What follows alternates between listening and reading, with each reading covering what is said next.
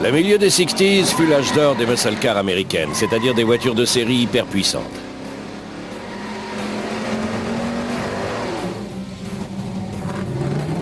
Chaque année, les constructeurs de Détroit sortaient de nouveaux modèles toujours plus rapides, toujours plus nerveux. Les clients avaient le choix entre des grosses berlines, des cabriolets légers ou des voitures de sport, dont la Mustang est sans doute l'exemple le plus connu en Europe. La caractéristique commune de toutes ces machines, des moteurs dopés, des moteurs bourrés de chevaux, bien sûr.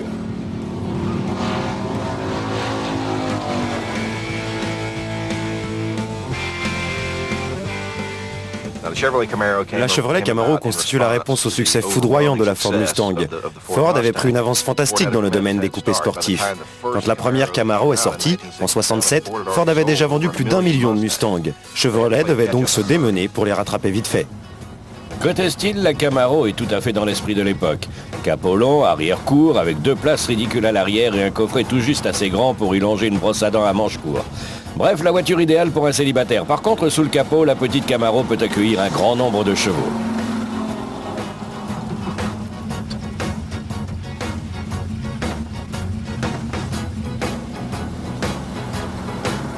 L'acheteur disposait d'un tas de moteurs en option pour sa Camaro, depuis le standard 6 cylindres en ligne jusqu'au plus gros cylindré, en passant par le moyen Z28. Les garnitures intérieures pouvaient aussi être réalisées pratiquement sur mesure. Sur les Camaros de première génération, il suffisait de dire ce qu'on voulait pour l'obtenir aussitôt. Le coupé Camaro Super Sport en version décapotable ou hardtop attire aussitôt l'attention de la presse automobile, là d'autant plus que Chevrolet ne tarde pas à proposer un package d'enfer pour cette machine. Le clou de cette offre, c'est un moteur d'à peine 5 litres, baptisé Z28, mais qui développe quand même 210 chevaux. Il donne son nom au nouveau modèle dont l'ambition affichée est de battre la Mustang.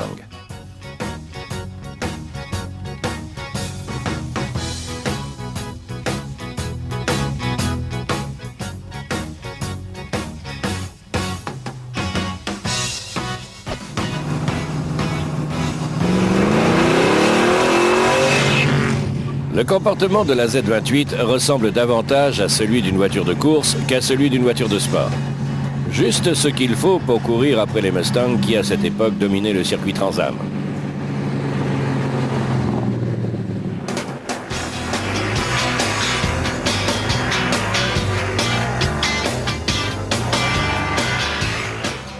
La Mustang avait remporté ce championnat en 1966 et sans rencontrer une véritable opposition.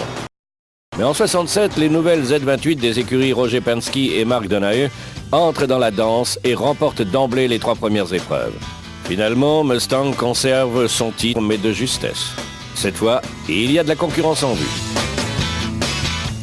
Et de fait, la Camaro Z28 remporte les 2 championnats Trans-Am suivants, malgré une résistance acharnée des Mustang, Dodge, Plymouth et American Motors.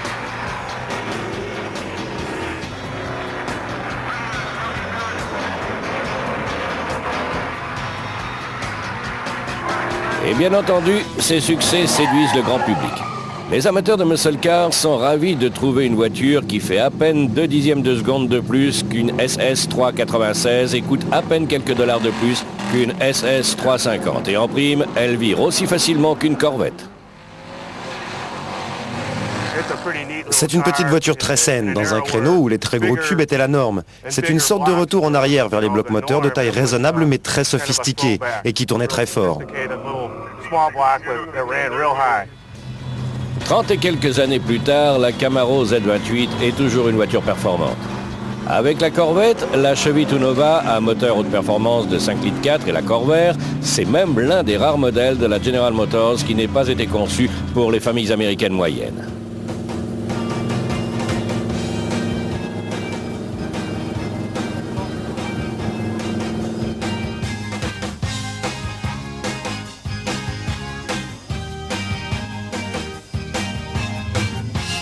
Passe-partout, la Corvair fut sans aucun doute la voiture la plus high-tech jamais proposée au public américain. Côté puissance, le speeder Corvair Monza pouvait même rivaliser avec les plus prestigieuses GT européennes. Avec en plus les Impala Supersport et les Chevelle SS1 Chevrolet disposaient alors d'une gamme de vraies voitures performantes. Commencez avec le nouveau Fastback 2+2 Mustang. Certes, mais 6 mois après l'introduction de sa Mustang, le consommateur pouvait déjà commencer par visiter le concurrent. Chose nouvelle chez les constructeurs de Détroit, à l'époque, la Camaro avait une carrosserie monocoque autoporteuse avec un berceau moteur séparé, ce qui permettait aux ingénieurs d'optimiser le train avant. Dans ce berceau, on pouvait loger toutes sortes de moteurs, depuis le 6 cylindres en ligne de 155 chevaux jusqu'au gigantesque V8 de 7 litres développant 450 chevaux. Bref, la Camaro était la première voiture américaine vraiment utile.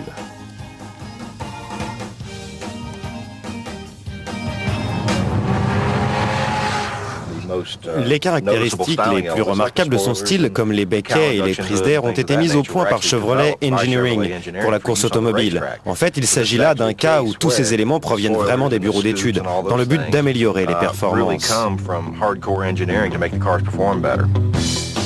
Ce qui n'est pas toujours le cas avec les kits achetés chez les accessoiristes. Ils font certes sportifs, mais ils n'améliorent souvent en rien les performances. Toutefois, dans les premiers temps, les Mustangs se vendaient beaucoup mieux que tous les muscle cars de General Motors réunis.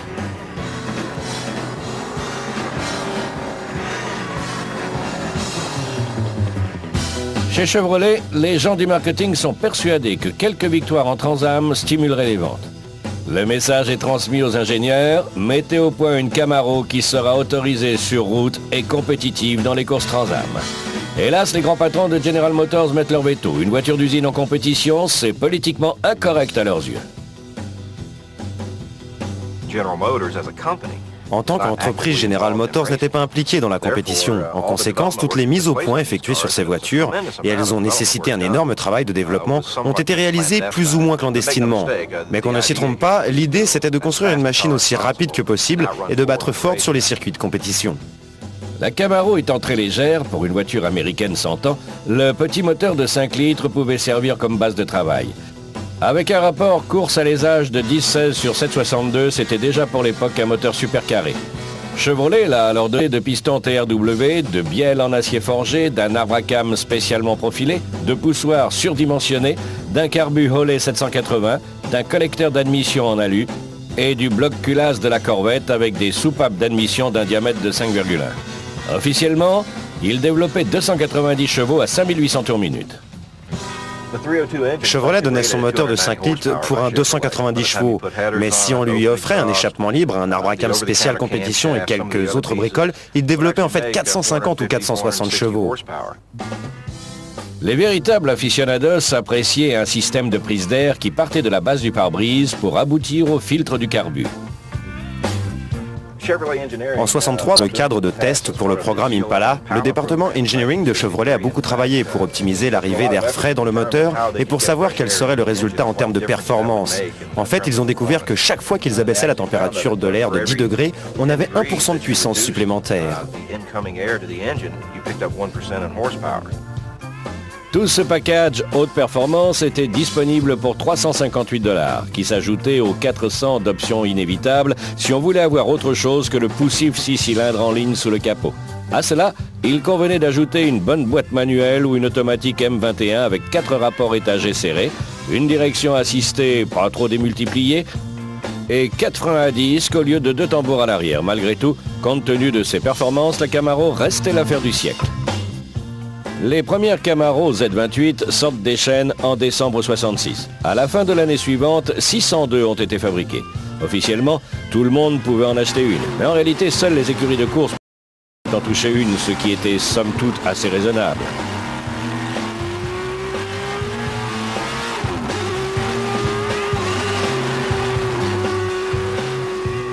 En 1968, Penske, Donahue et leur Camaro dominent la Trans Am. Les ventes s'envolent aussitôt. Chevrolet vend plus de 200 000 Camaro grand public. Dans cette catégorie, c'est l'un des lancements les plus réussis de toute l'histoire de la General Motors.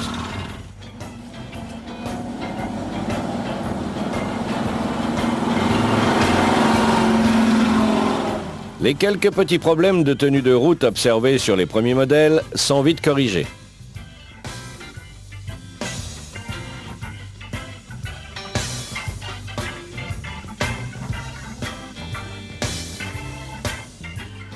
Il s'agit surtout des ressorts à simple lame de suspension arrière. On ne les remplace pas par un boudin moderne, mais par des multilames bien plus durs. Le débattement des amortisseurs est également réduit afin de mieux contrôler l'accélération. La Camaro Z28 fait l'objet de critiques élogieuses dans la presse spécialisée. Les amateurs de muscle car lui portent autant d'intérêt qu'à la Corvette.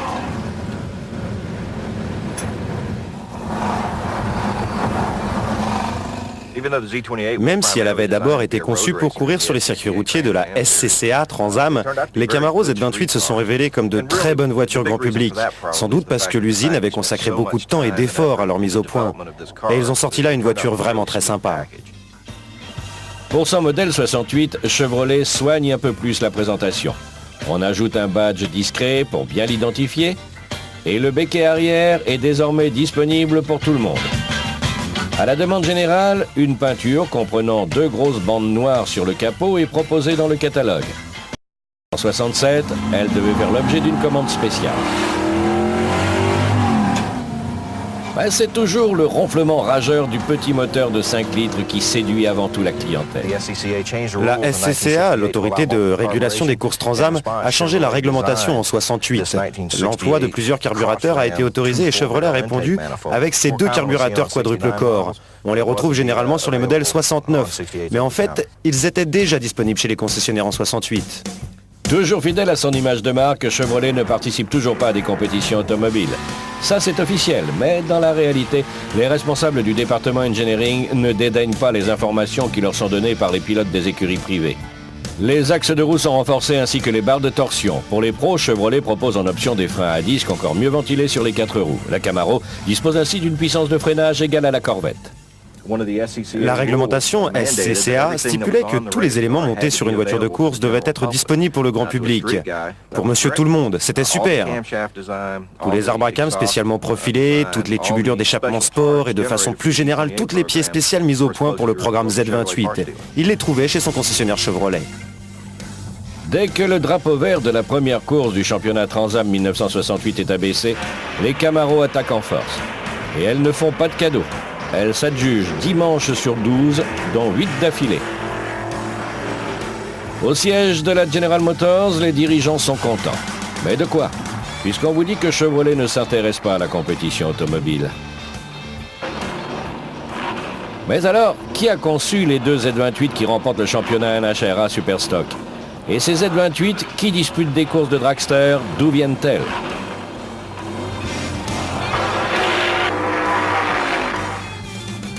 Après de tels succès en 68, n'allez pas imaginer que Chevrolet abandonne la compétition. Comment le pourrait-il d'ailleurs, puisqu'il n'y a jamais participé?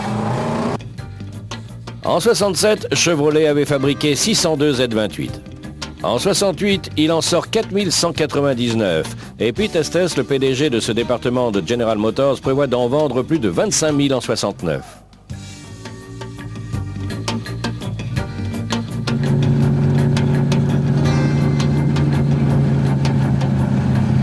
À l'échelle de la production de masse de Chevrolet, c'est une goutte d'eau dans la mer. Mais il n'y a pas de petits profits, et cette fois, quelques non-professionnels peuvent conduire ce terrifiant bolide sur des routes ordinaires. La tenue de route de la Camaro Z28 étant nettement supérieure à celle des autres muscle cars. Il y a eu quelques survivants.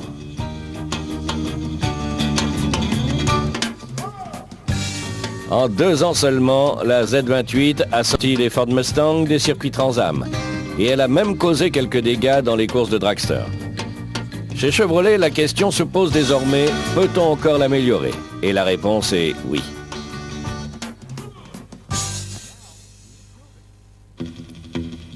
Le premier effort porte sur le look. Les stylistes et les carrossiers font un travail très subtil. Ils remodèlent la Camaro Z28 sans attenter à sa personnalité.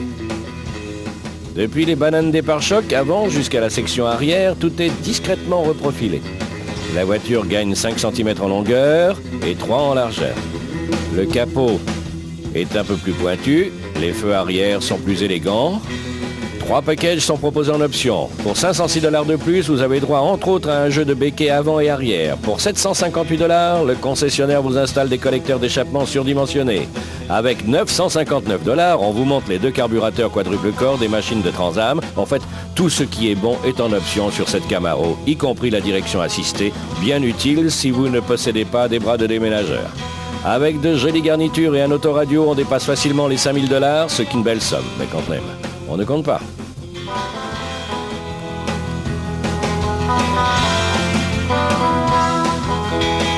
Sous le capot, on ne trouve pas grand-chose de nouveau, mis à part un arbre à cam encore plus performant et un nouveau radiateur d'huile qui se révèle bien utile car ce moteur tourne vite et a tendance à chauffer.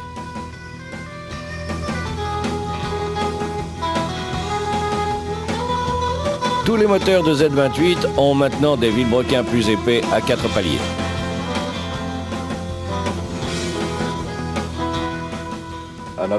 Sur ce modèle, vous remarquerez aussi que le capot, une fois rabattu, se plaque contre le joint en caoutchouc du filtre à air. C'est ce que l'on appelle un système d'induction d'air frais de nos jours. Ainsi donc, quand le capot est fermé, le carburateur est pour ainsi dire scellé. Donc bien sûr, c'est de l'air plus frais qui est aspiré au niveau du pare-brise à l'arrière du capot.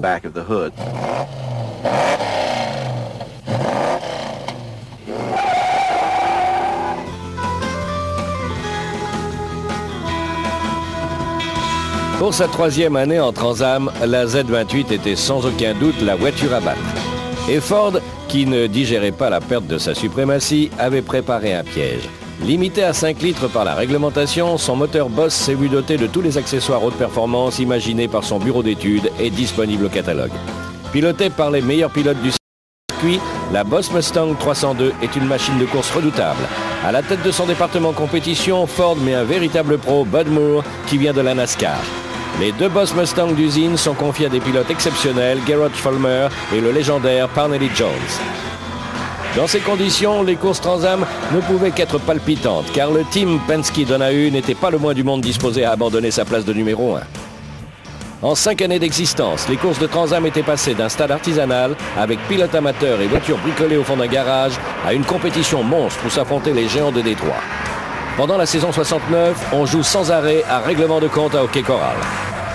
Les 2 équipes se valent et les performances des Mustangs sont à peu près identiques à celles des Camaro.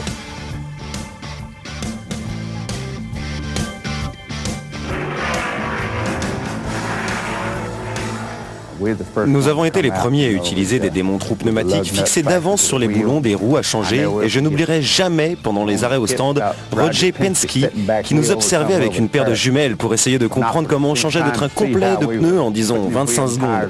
En ce temps-là, il leur fallait 1 minute, 1 minute et demie ou 2 minutes. Je n'oublierai jamais ça.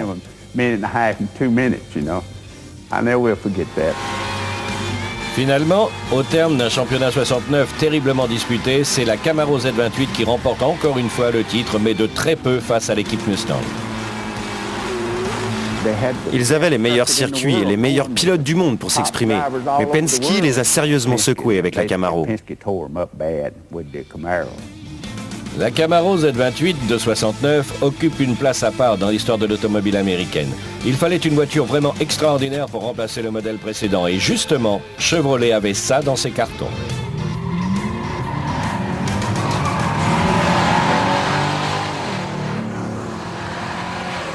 Pour Tommy Rowe, un restaurateur de vieilles Camaro, la carrosserie des voitures de 2e génération est nettement plus sympa. Je préfère la 2e génération et de loin. Je pense qu'elles ont un meilleur style, les meilleures lignes. Il y a beaucoup plus d'espace à l'intérieur que dans les voitures de 3e ou 4e génération. Les premières générations, elles ne me déplaisaient pas. Mais les Camaro de début de 2e génération sont les plus belles que General Motors a produit. Celles des années 70 à 73. Bien que le nouveau LT1 de 5,7 litres ait 70 chevaux de plus que l'ancien 5 litres, la Z28 ne rééditera pas ses exploits en championnat cette année-là. Mais il faut dire que l'équipe magique Penske-Donahue pilotait désormais des javelines d'AMC et que Chevrolet ne soutenait plus discrètement les écuries privées qui défendaient ses couleurs. C'est donc sans problème que Parnelli Jones et George Follner remportent pour Ford la Coupe Trans-Am 1970.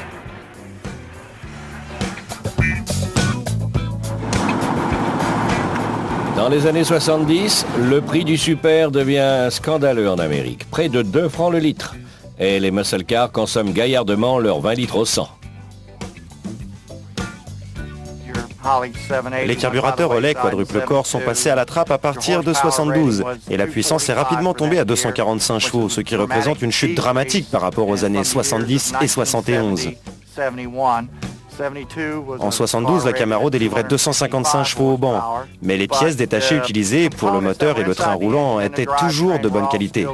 À l'arrière, pont différentiel autobloquant opposé traction, transmission automatique turbo 400. Dans le moteur, des bielles et vilebrequins 4 paliers en acier forgé, des pistons alu non extrudés à tête plate. Plusieurs fois, Chevrolet a envisagé de cesser la production des Camaro. Mais tous ceux qui avaient eu 20 ans dans les années 65-70 et qui pesaient maintenant très lourd dans la vie économique n'admettaient pas de voir disparaître leur voiture symbole. Même ceux qui ont fait savoir qu'ils n'achèteraient plus de Chevrolet si on touchait à leur mythe. Dans ces conditions, les grands pontes de Détroit n'avaient guère le choix.